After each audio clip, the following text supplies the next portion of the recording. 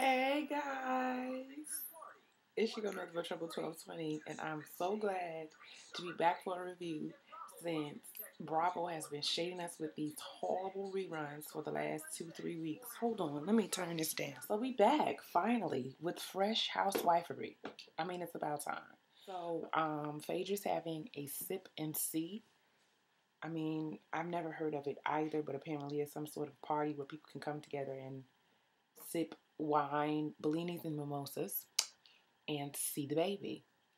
It sounds very Jack and Jill. Um, yeah, the party starts. They have this sip and see. People come down. They're the royal family. Just all things extra and over the top, child.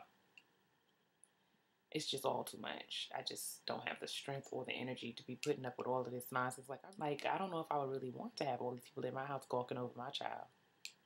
Like, clearly they would see the baby eventually, but would we have to have a scheduled event? Everything just seems to be so extra and over the top in Atlanta's elite, no? And why was Nene not at the party? Well, maybe she's going to show up later. The white is like a penguin. Like, what? Like, he's just Phaedra's little imp. Like, he no longer has any... Does he not speak to anybody else on the show? What's that all about? Phaedra and Apollo were talking about how people were shading him about feeling a way about his past, his criminal past, whatever. They said that he used to steal cars, but he's paid his debt to society. And child, Phaedra made some super churchy PK comment like, every saint has a past and every sinner has a future. Ha! Gloria a Dios. Cynthia and Peter are having domestic strife over the restaurant, which is on the rocks. And, this fabulous wedding under the dinosaur carcass is in jeopardy. Everybody could just clutch your pearls. Peter's having a tantrum. It's clear that he doesn't want to sell the restaurant. Cynthia's like, we got to do what we got to do to get this wedding paid for, honey. Everybody's coming. And Peter's like, later for this wedding. So Kim and Phaedra squash their differences. They have a little conversation on the balcony. We see that Kim is in fact a nurse. So like Phaedra, I too stand corrected. Whatever. So Nene, who is, doing her TV thing. And I think Nene looked great, aside from the 27 pieces. And the fact that the top of her hair is blonde. Like, the 27 pieces getting really old. But, like, the part, it's just the whole thing is really starting to wear on me. And I really like Nene, and I wanted to, say she looked nice in her little dress. I thought she looked really cute. But the whole 27 pieces with the little mullet in the back, it was really starting to wear on me. Like, Nene got to be on TV talking about Nene Leakes. Bam! Like, why she got to be so loud? Even she heard herself when she covered her own ears. It's like, why we always got to be screaming and bruh all the time? Ugh. Yeah, Kim and the daughters and their little, oh my gosh, I don't know. Riel's crying because mom's got to go away for a week. And Sweetie's leaving, and she just breaks down. And this lady said, my two passions in life are my music and my children.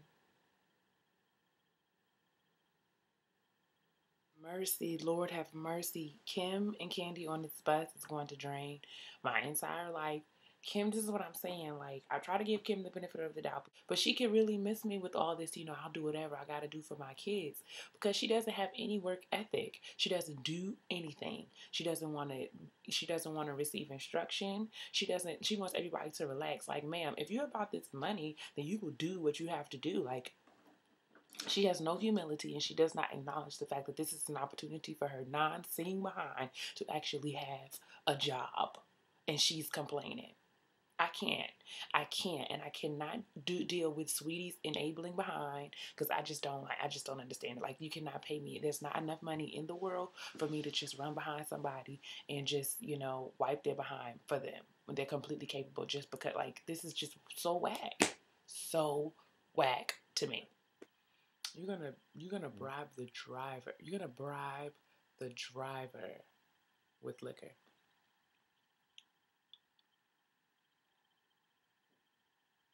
I mean, credentials or not. This is not degree or not. This girl is not stable. Something is really wrong with her. along to Nene and Jermaine Dupri's interview. Lenithia, let me just gather you together right quick. How are you preparing yourself to take the world by storm with the national talk show, and you don't even prep for your first interview? You asking all these strong and wrong questions to Jermaine Dupri, Miss Honey, Miss Ma'am. And it's I don't blame him for giving you the one word answers, because you are supposed to be coming up in there knowing what you're talking about. The publicist saying that you couldn't ask about Janet completely threw you off your mark, and then you just making stuff up. When has Jermaine ever had a radio show? Has he? I'll wait. Guessing. She said that the interview warmed up, but after the tour of the studio, I guess it did. But I mean, for a while there, it was just really embarrassing to watch. And Nene's shape is really awkward, and I really try to give it to her, but God, sometimes I just have to thank God. I thank God that I don't have a big back. Because when you have a big back, when you have a wide bodice, there's like little to nothing that you can do about it. You know what I'm saying? Like, it's all about, you have to be super careful about the things that you wear. And Nene doesn't have the build. She needs structured garments at all times to kind of create the form that she needs. Because these draping, swaddling clothing, it's not really a good look for her. She looks real like a grazing beast. Ugh. She's towering over Jermaine's self. Why? Oh, Lord, have mercy. Oh, Lord, have mercy. Phaedra and the whole Southern Belle thing is just crossed the line. Ma'am, working out with a side ponytail and a ribbon in your hair, a ribbon in your hair, a ribbon? Ma'am, I haven't worn a ribbon in my hair since 1987.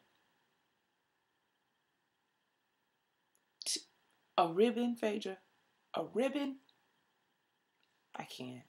What? And ruffles, and a ruffled, frilly wife beater. I'm done. So I missed like the last 15 minutes of the show.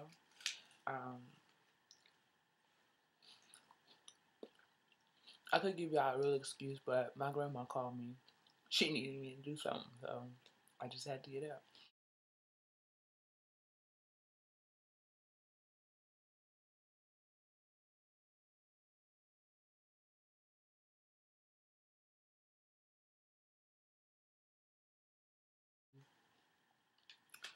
But I did see Candy's performance in Charlotte.